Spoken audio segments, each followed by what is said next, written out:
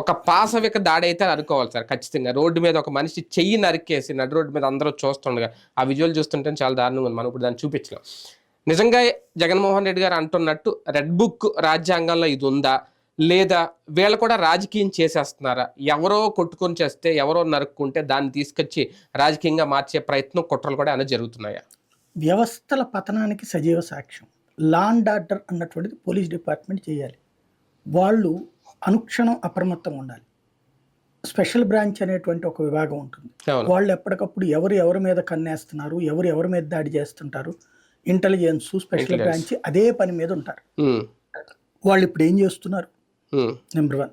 రెండవది, పోలీసు యంత్రాంగం అనేటువంటిది చేష్టలుడిగి చూసే పరిస్థితికి వచ్చేసి కేవలం వీళ్ళ మీద కేసు పెట్టు అని అధికార పార్టీ చెబితే పెట్టే పరిస్థితికి వస్తే ఇది కంటిన్యూ అవుతుంది. అంటే కేసులు పెట్టడం కోసం కాదు పోలీసుల నుంచి, కేసులు పెట్టే పరిస్థితి రాకుండా చూడటం కోసం. ఇంతకుముందు జరగలేదా? ఎస్, జరిగినవన్నీ కదా ప్రభుత్వాన్ని దించింది. అప్పుడు మనం విమర్శించాం కానీ పొగడలేదు కదా. దాడి చేసిన ప్రతి సంఘటన మనం తప్పు పట్టాం.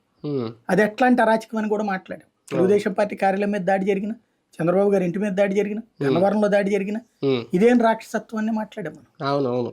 ఇప్పుడు అంతకంటే పాశవికత్వం ఇది. నట్ట నడి రోడ్డు మీద నరికి చంపుతా